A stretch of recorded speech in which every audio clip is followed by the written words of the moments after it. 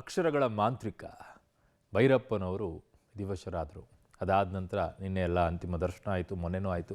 ಇವತ್ತು ಅಂತ್ಯಕ್ರಿಯೆ ನಡೀತು. ವಿಧಿವಿಧಾನದ ಪ್ರಕಾರ ಅವರ ಮಕ್ಕಳೇ ಅಂತ್ಯಕ್ರಿಯೆಯನ್ನು ನೆರವೇರಿಸಿದರು. ಎಲ್ಲಿ ನಡೀತು ನೋಡಿ. ಮರಳಿ ಬಾರದೂರಿಗೆ ಎಸ್.ಎಲ್. ಭೈರಪ್ಪ ಪಯಣ. ಬದುಕಿನ ಯಾನ ಮುಗಿಸಿದ ಜನಮೆಚ್ಚಿದ ಕಾದಂಬರಿಕಾರ. ಕನ್ನಡ ಸಾರಸ್ವತ ಲೋಕದ ಭೈರಪ್ಪ ಪರ್ವಕ್ಕೆ ತೆರೆ. ಬರಹಗಳ ಬ್ರಹ್ಮ, ಬದುಕಿನ ಅನುಭವವನ್ನೇ ಬರವಣಿಗೆಗಿಳಿಸ್ತಿದ್ದ ಕ್ರಾಂತಿಕಾರ, ಕಾದಂಬರಿಗಳ ಹರಿಕಾರ, ಅಕ್ಷರ ಮಾಂತ್ರಿಕ, ಶಾರೀರಿಕವಾಗಿ ಇನ್ನೂ ನೆನಪಷ್ಟೇ. ಹೌದು, ಹಿರಿಯ ಸಾಹಿತಿ, ಕನ್ನಡ ಸಾಹಿತ್ಯ ಲೋಕದ ಅಪರೂಪದ ಬರಹಕಾರ, ಅಪ್ರತಿಮ ಕಾದಂಬರಿಕಾರ, ಪದ್ಮಭೂಷಣ, ಸರಸ್ವತಿ ಪುತ್ರ ಎಸ್.ಎಲ್. ಭೈರಪ್ಪ ಇಹಲೋಕ ಯಾನವನ್ನು ಮುಗಿಸಿದ್ದಾರೆ. ತುಂಬು ಜೀವನ ನಡೆಸಿದ ಸಾಹಿತಿಯ ಪರ್ವ ಯುಗಾಂತ್ಯವಾಗಿದೆ. ಮೈಸೂರಿನ ಚಾಮುಂಡಿ ಬೆಟ್ಟದ ತಪ್ಪಲಿನಲ್ಲಿರೋ ಚಿತಾಗಾರದಲ್ಲಿ ವಿಧಿವತ್ತಾಗಿ ಸಾಹಿತಿ ಎಸ್.ಎಲ್. ಭೈರಪ್ಪನವರ ಅಂತ್ಯಕ್ರಿಯೆ ನೆರವೇರಿದೆ. ಕಳೆದ ಬುಧವಾರ ಬೆಂಗಳೂರಿನ ಆರ್.ಆರ್. ನಗರದ ರಾಷ್ಟ್ರೋತ್ಥಾನ ಆಸ್ಪತ್ರೆಯಲ್ಲಿ ಹಿರಿಯ ಸಾಹಿತಿ 94 ವರ್ಷದ ಎಸ್.ಎಲ್. ಭೈರಪ್ಪ ಕೊನೆ ಉಸಿರೆಳೆದಿದ್ರು. ಬೆಂಗಳೂರಿನ ರವೀಂದ್ರ ಕಲಾಕ್ಷೇತ್ರದಲ್ಲಿ ಅಪಾರ ಓದುಗರು, ಅಭಿಮಾನಿಗಳು ಅಂತಿಮ ದರ್ಶನ ಪಡೆದ ಬಳಿಕ ಮೈಸೂರಿನ ಕಲಾಮಂದಿರದಲ್ಲಿ ಅಂತಿಮ ದರ್ಶನಕ್ಕೆ ವ್ಯವಸ್ಥೆ ಮಾಡಿಕೊಡಲಾಗಿತ್ತು. ಬಳಿಕ ಆಸ್ಪತ್ರೆಯ ಫ್ರೀಜರ್ನಲ್ಲಿ ಪಾರ್ಥಿವ ಶರೀರವನ್ನಿರಿಸಲಾಗಿತ್ತು.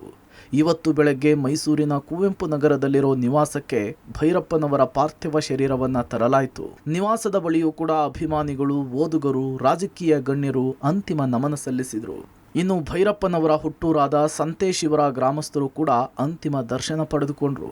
ಭೈರಪ್ಪನವರಿಗೆ ಚಿಕಿತ್ಸೆ ನೀಡುತ್ತಿದ್ದ ಡಾಕ್ಟರ್ ಅಂತಿಮ ನಮನ ಸಲ್ಲಿಸಿದರು. ಭೈರಪ್ಪ ನಮ್ಮನ್ನ ಯುದ್ಧಕ್ಕೆ ಹೋಗೋ ಯೋಧನಂತೆ ತಯಾರಿ ಮಾಡಿ ಅಂತಿದ್ರು ಅಂತ ನೆನಪಿಸಿಕೊಂಡ್ರು. ಏನಾದರೂ ಒಂದು ಕೃತಿ ಬರೀಬೇಕಾದ್ರೆ, ಒಂದು ಕಾವ್ಯ ಬರೀಬೇಕಾದ್ರೆ ಅವ್ರೇನು ಹೇಳ್ತಾ ಇದ್ದಾರೆ ಅಂದರೆ, ನಾನು ವೈಜ್ಞಾನಿಕವಾಗಿ ಅದನ್ನು ಸಂಶೋಧನೆ ಮಾಡೋಕ್ಕೆ ಹೋಗ್ತಾ ಇದ್ದೀನಿ. ನಾನು ಬರೋದು ಕೆಲವು ತಿಂಗಳುಗಳೇ ಆಗುತ್ತೆ.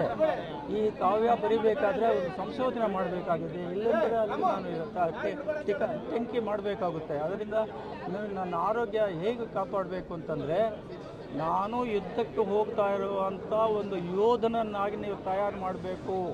ನೀವು ನನಗೆ ಆರ್ಮಿ ಡಾಕ್ಟರ್, ಮಿಲಿಟರಿ ಡಾಕ್ಟರ್ ಥರ ನೀವು ನನ್ನ ಕೆಲಸ ಮಾಡಿ ನನಗೆ ಚಿಕಿತ್ಸೆ ಕೊಡಬೇಕು. ನನಗೆ ನಿಮ್ಮ ಸೂಚನೆ ಸಲಹೆಗಳೆಲ್ಲ ಕೊಡಬೇಕು ಅಂತ. ಹಿರಿಯ ಸಾಹಿತಿಗೆ ಸರ್ಕಾರಿ ಗೌರವದ ವಿದಾಯ. ಬ್ರಾಹ್ಮಣ ಸಂಪ್ರದಾಯದಂತೆ ವಿಧಿವಿಧಾನ. ಚಾಮುಂಡಿ ಬೆಟ್ಟದ ತಪ್ಪಲಿನಲ್ಲಿ ಅಂತ್ಯಕ್ರಿಯೆ. ಸರ್ಕಾರದ ಪರವಾಗಿ ಭಾಗಿಯಾದ ಸಚಿವ ಮಹದೇವಪ್ಪ, ಸಚಿವ ವೆಂಕಟೇಶ್, ಕೇಂದ್ರ ಸಚಿವ ಪ್ರಹ್ಲಾದ್ ಜೋಶಿ, ಮಾಜಿ ಸಂಸದ ಪ್ರತಾಪ್ ಸಿಂಹ ಅಂತಿಮ ನಮನ ಸಲ್ಲಿಸಿದರು.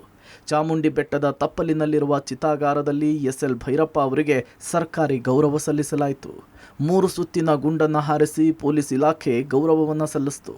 ಬಳಿಕ ಸರಸ್ವತಿ ಪುತ್ರ ಭೈರಪ್ಪನವರಿಗೆ ಹೊದಿಸಿದ ರಾಷ್ಟ್ರಧ್ವಜವನ್ನು ಇಬ್ಬರು ಪುತ್ರರಿಗೆ ಹಸ್ತಾಂತರ ಮಾಡಲಾಯಿತು. ಈ ವೇಳೆ ಭೈರಪ್ಪನವರ ಪತ್ನಿ ಕಣ್ಣೀರಿಟ್ಟರು. ಚಿತಾಗಾರದಲ್ಲಿ ಬ್ರಾಹ್ಮಣ ಸಂಪ್ರದಾಯದಂತೆ ಅಂತಿಮ ವಿಧಿವಿಧಾನವನ್ನು ಇಬ್ಬರು ಮಕ್ಕಳಾದ ಉದಯ್ ಶಂಕರ್, ರವಿಶಂಕರ್ ನೆರವೇರಿಸಿದರು. ಬಳಿಕ ಇಬ್ಬರು ಪುತ್ರರು ಭೈರಪ್ಪನವರ ಚಿತೆಗೆ ಅಗ್ನಿಸ್ಪರ್ಶ ಮಾಡುವ ಮೂಲಕ ಅಂತ್ಯಕ್ರಿಯೆಯನ್ನು ನೆರವೇರಿಸಿದರು. ಭೈರಪ್ಪನವರ ಮಾನಸ ಪುತ್ರಿ ಸಹನಾ ಸಹ ಚಿತೆಗೆ ಅಗ್ನಿಸ್ಪರ್ಶ ಮಾಡಿ ಭಾವುಕರಾದರು. ಒಟ್ಟಾರೆ ಸರಸ್ವತಿ ಪುತ್ರ ಎಸ್.ಎಲ್. ಭೈರಪ್ಪ ಇಹಲೋಕದ ಯಾನವನ್ನು ಮುಗಿಸಿದ್ದಾರೆ. ವಿಭಿನ್ನ ರೀತಿಯ ಬರಹಗಳ ಬರಹಗಾರನ ಪರ್ವ ಅಂತ್ಯವಾಗಿದೆ. ಅಪಾರ ಓದುಗರು, ಅಭಿಮಾನಿಗಳನ್ನು ಭೈರಪ್ಪ ಅಗಲಿದ್ದಾರೆ. ಪಂಚಭೂತಗಳಲ್ಲಿ ಭೈರಪ್ಪನವರು ಲೀನರಾಗಿದ್ದಾರೆ. News desk, public TV.